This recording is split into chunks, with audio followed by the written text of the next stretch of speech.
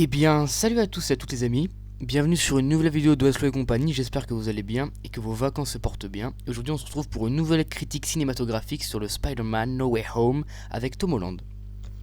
Alors, je sais, la caméra est peut-être plus floue que d'habitude, ou il y a peut-être une moins bonne qualité, je ne sais pas. Parce que je filme sur mon ordinateur, parce que je vais pas vous raconter, pas vous expliquer plus en détail, mais j'ai du mal à poster les vidéos avec mon téléphone, etc. La dernière fois j'avais fait une vidéo sur la musique, j'ai pas réussi à la poster tellement ça buguait, etc. Donc j'ai décidé de faire sur mon ordi. Excusez-moi. Et donc j'ai ce petit micro de radio, on dirait que je passe sur Rire et Chanson. Et du coup, bah, vous aurez un meilleur son à l'image, je pense que j'ai testé avant, donc normalement ça va le faire. Voilà. Alors, je vous préviens d'avance, je sais pas du tout combien de temps va durer cette vidéo, hein, donc là je regarde la caméra qui est juste ici, donc j'ai un peu plus de mal à voir si je parle dans le micro, donc je vais peut-être pas vous regarder tout le temps, parce que je vais me regarder en retour pour voir si je parle bien dans le micro, voilà. Alors, donc vous aurez compris à la miniature de la vidéo, et comme je viens de le dire au début, aujourd'hui on va parler de Spider-Man No Way Home, voilà. Alors moi je l'ai vu hier, voilà, donc je voulais faire une vidéo vraiment juste après déjà pour faire le retour, voilà, et aussi pour en parler parce que le film il est vraiment incroyable. Alors, donc je vais vous expliquer déjà... ah oui, petit point avant, il va y avoir que du spoiler dans cette vidéo, ok. Donc si vous n'avez pas vu le film, bah regardez pas cette vidéo parce que vous allez clairement vous faire spoil. Parce qu'en fait c'est à dire que dans la première partie de la vidéo, je vais clairement un peu détailler toutes les scènes et si j'ai aimé, ce que j'ai pas aimé, etc. Après je vais faire les mentions bonus pour parler du scénario, etc. Et des acteurs, etc. Et ensuite je vais faire mes petites suppositions sur la suite et mes petites théories. Voilà, donc clairement si vous n'avez pas vu le film, regardez pas parce que vous allez vous faire spoil. Voilà. Alors, sans plus attendre, on va attaquer la vidéo. Donc, comme je vous l'ai dit, elle va être en 3 parties. Première partie, je vais parler un peu de toutes les scènes du film, pas tous en détail, hein, mais un peu dans les, entre guillemets, les grosses scènes du film. Donc, je vais vous donner mon avis, je vais vous dire ce qui s'est passé, ce que j'ai ressenti à ce moment-là. Bref, ensuite, je vais vous parler des mentions bonus. Ce que je vais entendre par mention bonus, c'est l'acting, le scénario, la façon de filmer, etc. Bref, et ensuite mes suppositions sur la suite du MCU. Voilà. Alors, évidemment, je vais aussi parler des scènes post-génériques. Donc voilà, ça va être une vidéo qu'avec du spoiler. Alors tout d'abord, moi j'ai un conseil à vous donner avant d'avoir Spider-Man No Way Home. Je vais encore spoiler, hein, donc vous pouvez rester là. Si vous n'avez pas regardé les anciens Spider-Man, c'est-à-dire avec Tobey Maguire, avec Andrew Garfield, pour moi, vous allez être un peu moins hype que moi j'ai pu l'être. Par exemple, moi, déjà, je les avais regardés tous quand j'étais petit, les Spider-Man, hein, je me souviens, le Amazing avec le lézard, j'ai regardé quand j'étais petit, le 2 avec Octopus, enfin bref, c'est un truc de ouf. Et je les avais tous re-regardés avant d'aller voir No Way Home. Donc c'est à dire qu'il y en a 3 avec Tobey Maguire réalisé par Sam Raimi. Donc le premier avec le bouffon vert, le deuxième avec Octopus, le troisième avec Venom et l'homme sable, voilà. Après il y en a 2 avec Andrew Garfield, je sais plus comment s'appelle le réalisateur, je crois que c'est John Watts, mais j'ai peur de dire une connerie. Non, John Watts c'est Tom Holland, donc je dis n'importe quoi. Donc bref, il y en a 2 avec Andrew Garfield. Le premier c'est avec le lézard, et le deuxième c'est avec Electro et le bouffon vert à la fin. Et là il y en a eu 2 nouveaux. Donc là c'est John Watts avec Tom Holland. Donc le premier c'était avec Vulture. Donc le méchant c'est Michael Keaton. Et le deuxième c'était avec comment il s'appelle déjà, Jack Gyllenhaal, je sais pas comment on dit, bref. Qui joue Mysterio. Voilà. Et là le nouveau c'est No Way Home. Voilà. Alors moi franchement, et vous avez pas vraiment besoin d'avoir vu Spider-Man New Generation pour voir No Way Home. Même pas du tout. Mais vraiment, si vous voulez vraiment plus kiffer l'expérience No Way Home, je vous recommande quand même de regarder les autres Spider-Man avant. Je pense que vous allez plus kiffer. Voilà. Après, c'est vrai que c'est mieux si vous avez vu quand c'était plus petit parce qu'il y aura beaucoup plus de nostalgie. Mais la nostalgie, on en parlera à la fin de la vidéo. Voilà. Donc c'était ma petite prévention sur No Way Home. Donc là, on va commencer à spoiler. Donc désolé, bon, pour ceux qui n'ont pas vu le film. Si vous vous en foutez, vous pouvez rester. Sinon, bah allez voir le film et continuez cette vidéo. Alors, donc excusez-moi, je vais jeter des coups d'œil vers la feuille, mais il faut bien qu'à un moment que je dise mon texte, hein, merde. Excusez-moi, je viens d'écrire une vidéo, il faut quand même que je m'entraîne un peu. Bref, donc c'est clairement la suite directe de Far From Home. À la fin de Far From Home, il y a Mysterio qui révèle l'identité de Spider-Man et donc Peter il fait oh je suis dans la merde, et là le film se coupe. Far From Home, donc ça c'est la fin de Far From Home. Et No Way Home commence sur ça, sur Peter qui fait oh je suis dans la merde, et là bim ça y est il va récupérer MJ, etc. Donc c'est très stylé parce qu'en fait c'est vraiment la suite directe quoi, limite on pourrait enchaîner les deux, ce serait parfait. Donc pour moi, comme j'ai dit juste après, pour moi c'est un vrai enjeu, c'est le bordel. Clairement tout le monde sait que c'est lui, tout le monde le prend pour un meurtrier parce que Mysterio a foutu un bordel monstre, il s'est fait passer pour le héros et a fait passer Peter pour le méchant. Et c'est ça que je trouve horrible parce qu'on voit que Peter vraiment ça l'atteint et il veut faire que du bien. Par exemple on voit au moment quand il retourne au lycée pour faire ses études, parce que faut quand même rappeler que Peter est lycéen. Il y a un prof de sport qu'on avait vu dans les anciens Spider-Man avec Tom Holland qui dit ouais espèce d'assassin, etc. Et t'as 2 autres profs qui sont un peu choqués parce que c'est quand même Spider-Man qui est dans leur établissement, mais il est aussi qualifié de tueur parce que pour eux ils ont tué Mysterio, le héros qu'ils avaient sauvé des élémentaux, je vous rappelle, dans Far From Home. Voilà. Donc pour moi je trouve qu'il y a vraiment des vrais enjeux et Peter est vraiment in the sauce quoi. Et là on arrive à ma première grosse claque du film. Donc Peter a besoin d'un avocat parce qu'il va être interrogé par la police, etc. Et à un moment il y a une scène où on voit une canne apparaître, et moi j'ai tout de suite reconnu le personnage, et il y a un gros plan et on voit des lunettes rouges, et il y a évidemment Matt Murdock alias Daredevil, comment en français Daredevil, en anglais Daredevil, qui fait son apparition. Donc moi j'étais comme un ouf, c'est-à-dire que dans la salle il y avait quand même un public assez âgé, et non merde, je me suis trompé, un public assez jeune. Et Daredevil, je vais le dire en français, je m'en fous, hein. Daredevil sur Netflix, qui est quand même une série assez violente, ouais, bah, c'est de la bagarre quoi, hein. Excusez-moi, les petites saisons n'ont pas forcément vu Daredevil, donc c'est-à-dire que les gens ne l'ont pas reconnu. Mais c'est-à-dire que moi j'y suis allé avec 2 amis à moi, et un de mes amis l'a reconnu, donc on était content de le voir. Mais trop bien, on a dit ça y est, Matt Murdock, ça y est, il va se taper à la fin contre les méchants, etc. Malheureusement, c'est juste une petite apparition. C'est-à-dire que Matt il dit à Peter qui va être dans la sauce, etc. Dans les problèmes, pareil il dit à Happy Hogan aussi qui va être dans la sauce, mais c'est tout. Et après on le revoit plus du film. Alors moi je trouve ça dommage, parce qu'à un moment je me suis dit quand il va être dans la sauce, Peter à la fin il va venir l'aider. Non. Donc moi je pense que comment il s'appelle le réalisateur, John Watts, il a juste fait ça pour entre guillemets réintroduire Matt Murdock dans le MCU, pour dire ok vous l'avez vu, donc maintenant je confirme qu'il va revenir dans les prochains films, et qu'il y aura se trouve même une série sur lui sur Disney+, un film Daredevil avec 2 beaux trucs comme ils avaient fait à l'époque avec Ben Affleck, etc. Très mauvais film d'ailleurs, n'allez pas le voir, hein. Mais bref. Donc j'étais grave content de voir l'acteur, Charlie Cox évidemment, je crois qu'il s'appelait comme ça. Bref, on était trop content. Donc là déjà j'étais hyper ultra hype. Voilà. Ensuite, donc il y a Peter qui continue, on voit vraiment sa relation avec MJ, elle est montée crescendo quoi. Parce qu'au début, c'est-à-dire que comme on apprend dans Far From Home, elle l'aimait un peu que parce qu'il était Spider-Man, mais là dans No Way Home, elle l'aime vraiment pour Peter quoi, elle l'aime vraiment lui, et c'est ça que je trouve beau. Et ce que j'ai trouvé encore meilleur quoi, et même, bon j'en parle dans la mention bonus, donc on en parlera plus en détail à la fin, c'est qu'en dans la vraie vie, donc in real life, Tom Holland et Zendaya sortent vraiment ensemble, ils sont vraiment en couple. Et donc, et surtout que étant donné que dans le film Peter Parker sort avec MJ, je trouve que le couple il se tient mieux, il est plus crédible que dans certains films. Mais bon, ça on en parlera plus à la fin. Voilà. Ensuite, il y a l'apparition enfin de Doctor Strange, parce que Peter en a marre. Et en allant, bon, je sais pas, je vais vous le faire un très court, hein. Il veut s'inscrire au MI6 ou je sais plus quoi là, et en fait il est pas reçu. Et dans un truc où travaille MJ, il voit des guirlandes avec des sortes de magiciens, et donc il pense aller voir Doctor Strange. J'ai trouvé ça très drôle, donc on en a la salle a assez rigolé. Et donc il décide de se rendre chez Doctor Strange. Donc il y a Wang, etc. Et le mec qui fait des roues arrière derrière chez moi, excusez-moi. Donc il décide d'aller rendre visite à Doctor Strange, etc. Et au début, c'est pas du tout comme dans la bande-annonce. Dans la bande-annonce, on voit Doctor Strange qui fait un clin d'œil à Peter, etc. Dans le film, c'est pas du tout ça. C'est-à-dire qu'en fait, Doctor Strange au début il dit non à Peter parce que ça va créer un bordel, etc. Et Peter il dit vraiment qu'il est déçu, etc. Et Doctor Strange dit qu'il peut y avoir un moyen avec un certain objet. Je sais plus comment il s'appelle parce que c'est des noms à coucher d'heure, excusez-moi. Donc voilà, il descend dans une cave extrêmement brosson. Doctor Strange commence à faire son sort chelou.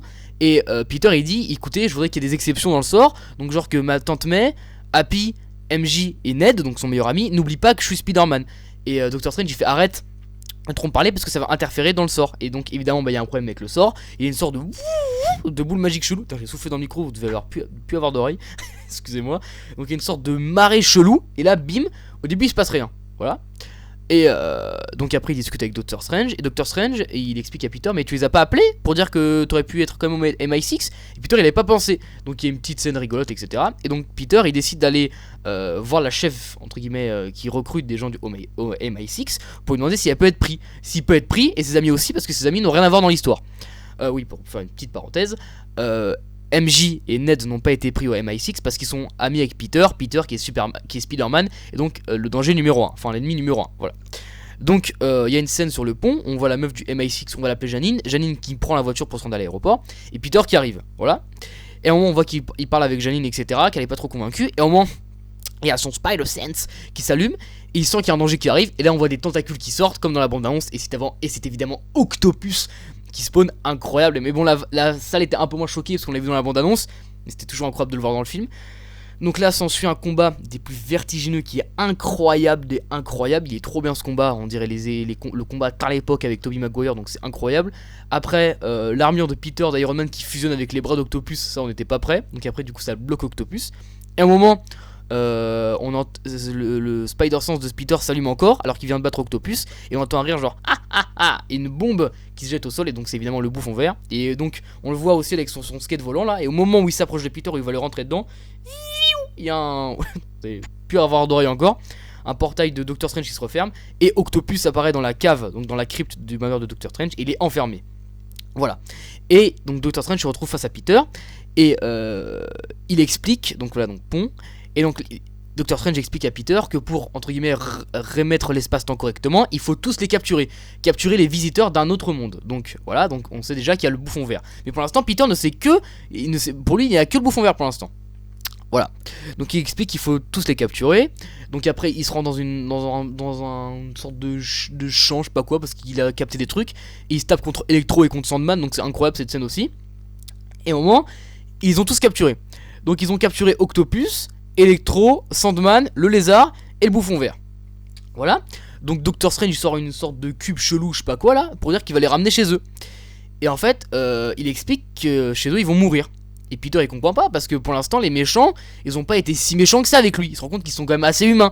Oui, parce qu'entre temps il a capturé le bouffon vert et on voit genre Willem Dafoe, donc l'acteur qui joue le bouffon vert, casser le masque du bouffon vert. Genre il a laissé son passé derrière lui, il est devenu gentil. C'est ce que veut essayer de nous faire comprendre le film.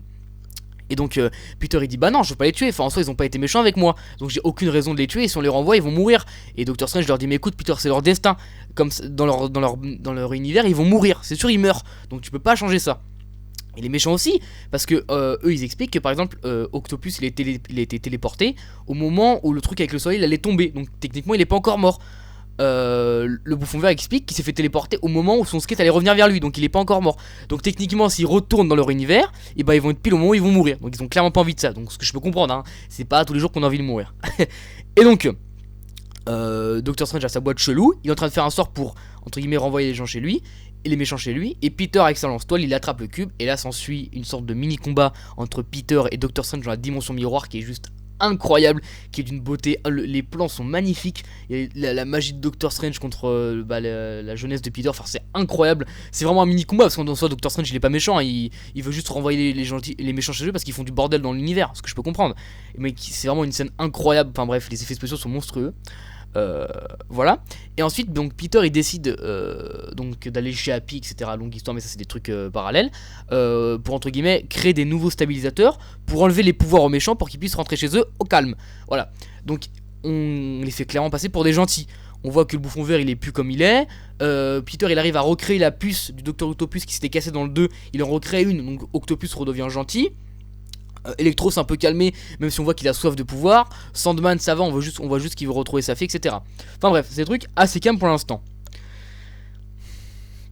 Évidemment, vous vous en doutez, à un moment ils se réunissent tous, et il y a Peter il a son Spider Sense qui capte un truc, et évidemment le bouffon vert, l'ancien bouffon vert n'est pas mort, il est toujours méchant, voilà. Donc il y a une scène où il dit aux méchants écoutez vous pouvez pas vous rendre compte que là il va vous enlever votre pouvoir, c'est pas une malédiction, c'est un don, nous sommes des dieux et les dieux ils ont pas tort. Et donc là, électrocute Octopus et Octopus redevient méchant. Voilà, donc là il s'enfuit, etc. Et là il y a un combat trop stylé où il y a genre le lézard, bouffon vert et Electro qui se tape contre Spider-Man dans le bâtiment ou dans la maison d'Happy. C'est trop stylé, incroyable. Et donc le bouffon vert, on se rend compte qu'il est vraiment trop chaud pour Tom Holland et qu'il est clairement Tom Holland est clairement en train de se faire soulever sa daronne. Donc c'est incroyable. Donc le bouffon vert, gros chien. C'est lui qui a foutu le bordel, hein. Clairement les autres ils étaient en train de se calmer, hein. Bref. Et là, s'ensuit une scène de ouf où le bouffon vert est en train d'étrangler Peter. Et là, Tante May qui arrive, qui essaye de sauver Peter. Et là, il y a le skate du bouffon vert qui arrive et qui rentre et qui fait un strike dans Tante May. Donc elle s'écroule au sol. Et après, je sais plus ce que dit bouffon vert, un truc comme ça, un pouvoir, responsabilité, je sais pas quoi. Il lance des bombes et tout explose. Voilà, gros bordel. Et la première grosse scène émouvante du film, Tante May meurt. Alors moi malheureusement je m'étais fait spoil parce qu'en fait ils avaient balancé la tracklist la soundtrack de Spider-Man No Way Home, et dedans il y avait un son écrit Aunt May Death, donc en gros on savait que je savais qu'elle allait mourir, mais ça m'a quand même fait bizarre de la voir mourir parce que je pensais vraiment pas, pour moi les anciennes Tante May allaient revenir et c'est elle qui allait mourir, pour moi c'était pas elle. Bref, donc voilà, première grosse scène émouvante du film. Donc là Peter est au plus mal, donc le Peter en Tom Holland, hein, donc là il est au plus mal, etc. Et il y a, entre temps, Peter a enfermé, on fait un petit flashback, Peter avait enfermé pendant son combat avec Doctor Strange dans la dimension miroir et avait récupéré le cube. Et il a confié le cube à MJ et à Ned, donc MJ et Ned long. Et Ned il dit bah écoute, vu qu'il a piqué entre temps les anneaux de Doctor Strange, il dit bah écoute je vais essayer d'ouvrir un portail pour amener Peter avec nous parce qu'on a plus de nouvelles. Et donc il dit, Ned fait son portail comme ça avec la main, et il fait ramène-nous Peter Parker. Et il y a un portail qui s'ouvre et on voit un mec déguisé en Spider-Man au fond. Et au début je comprends pas trop. Et là le mec sort et on reconnaît clairement le costume de Andrew Garfield. Et le mec enlève son masque et c'est évidemment Andrew Garfield. Donc le premier GOAT, donc ça est confirmé dans No Way Home. Donc là dans la salle c'était le bordel, tout le monde était en train d'applaudir. Ouais. Je mets dans du micro sinon vous allez plus avoir d'oreille. Ouais Andrew. Donc là c'était le bordel. Et donc il commence à montrer ses pouvoirs, donc il y a une scène très rigolote. Et là Ned il fait, bon on devrait réessayer. Donc il fait, amène-nous le vrai Peter Parker. Et il refait un portail. Et là le GOAT suprême Tobey Maguire entre. Donc là ça y est, la salle repart en sucette. Ouais Tobey, ouais. Donc là tout le monde applaudit, gros bordel. Et ça y est, c'est confirmé, ils vont être dans le film. Donc voilà, après ils décident tous les quatre, donc Andrew, Tobey, MJ et Ned, de rendre visite à Peter, donc Tom Holland, sur le toit. Donc il y a une petite discussion très émouvante où il parle du pouvoir avec les responsabilités, la mort de Gwen Stacy pour Andrew Garfield, la mort de l'oncle Ben pour Tobey Maguire et la mort d'Aunt May pour Tom Holland. Parce que Tom Holland il veut clairement se venger du bouffon vert, mais les deux autres Spider-Man sont clairement en train de lui dire que ça va servir à rien et qu'il va pas sentir mieux. Voilà. Donc là il y a une scène de préparation où ils sont en train de se préparer clairement pour aller se taper contre les méchants. Donc c'est incroyable, enfin une scène trop drôle. Enfin bref, c'est les voir tous les trois à l'écran, c'est un truc de ouf. Voilà.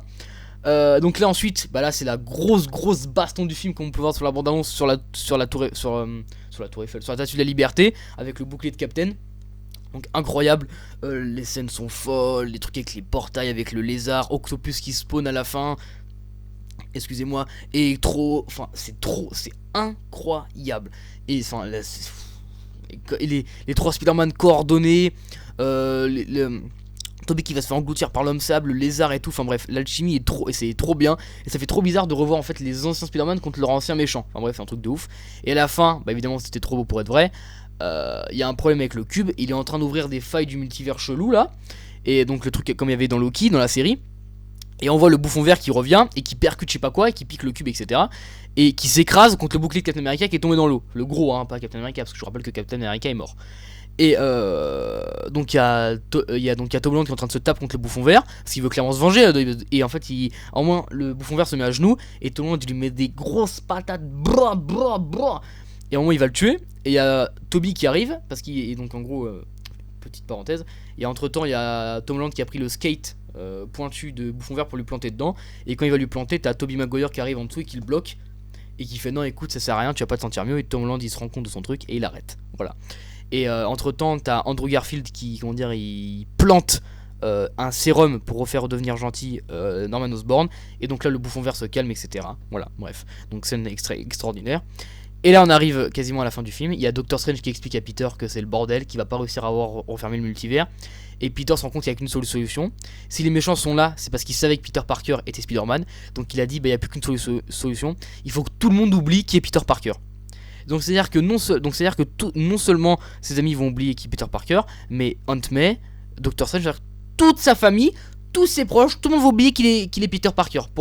Les gens vont savoir qu'il y aura un Spider-Man, mais les gens ne vont pas savoir que Peter Parker est Spider-Man, et les gens vont tout simplement oublier Peter Parker. Donc c'est-à-dire que MJ va oublier leur relation, Ned va oublier leur amitié, enfin bref, donc c'est une scène extrêmement émouvante où il dit au revoir à MJ, tout le monde pleure, enfin bref, c'est grave triste, vraiment, tu trouves pas ça triste, t'as pas de cœur mec, c'est un truc de ouf. Donc voilà, donc ils vont tous oublier Peter.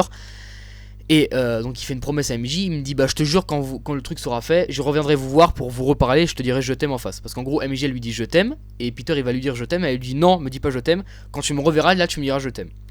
Parce qu'elle travaille dans le truc de Cupcake dont je vous avais parlé au début. Et donc ça y est, le truc se fait, et Peter il décide de rendre visite à MJ, et il lui dit rien. C'est-à-dire qu'il lui commande un truc, mais il lui dit pas je t'aime, il lui dit pas qu'on se connaît, il finit juste une de ses phrases et après il s'en va.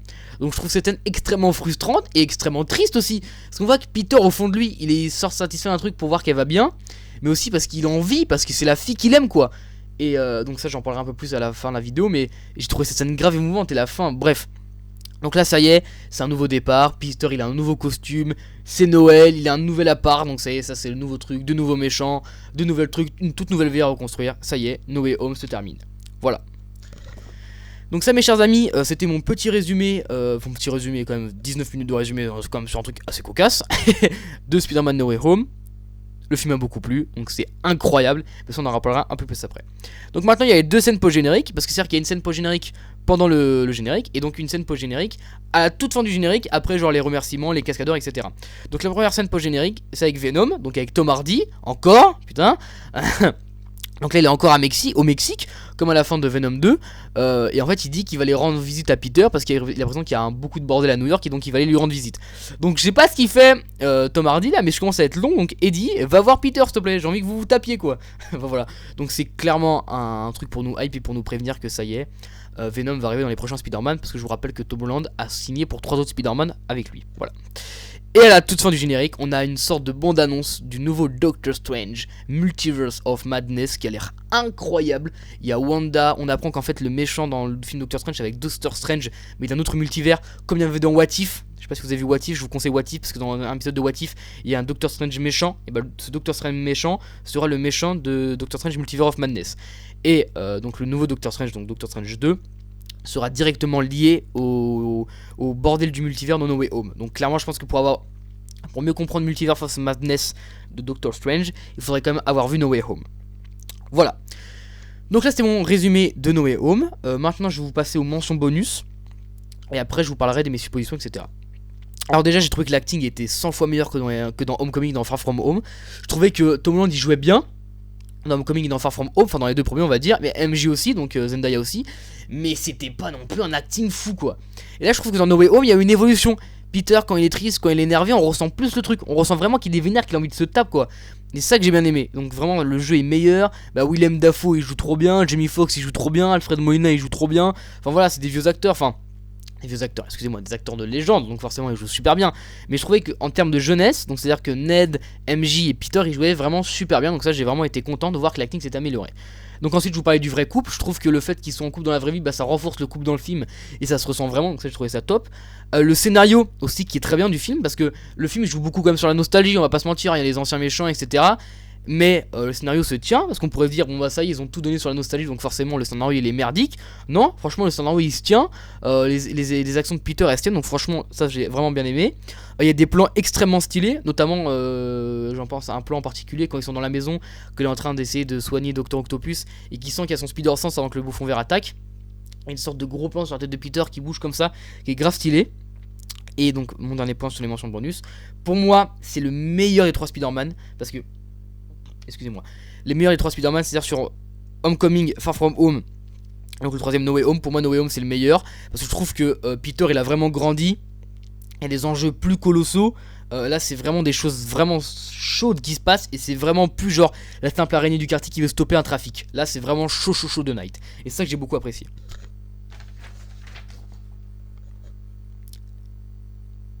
Bonsoir à tous, ASMR sur mes suppositions sur la prochaine suite du MCU. On passe maintenant, ouais je me demandais pas pourquoi j'ai envie de faire de la ASMR. Vraiment je ne saurais pas vous répondre. Alors, on va maintenant passer au dernier point de la vidéo. Mes petites suppositions sur la suite et mes petits trucs que j'ai envie de penser, j'ai envie de savoir. Alors tout d'abord, à la fin de No Way Home, on peut voir que donc c'est Noël, ok. On voit un grand sapin, excusez-moi, au milieu de New York, avec une étoile jaune de ouf, et une patinoire, en dessous du gros sapin. Je m'explique.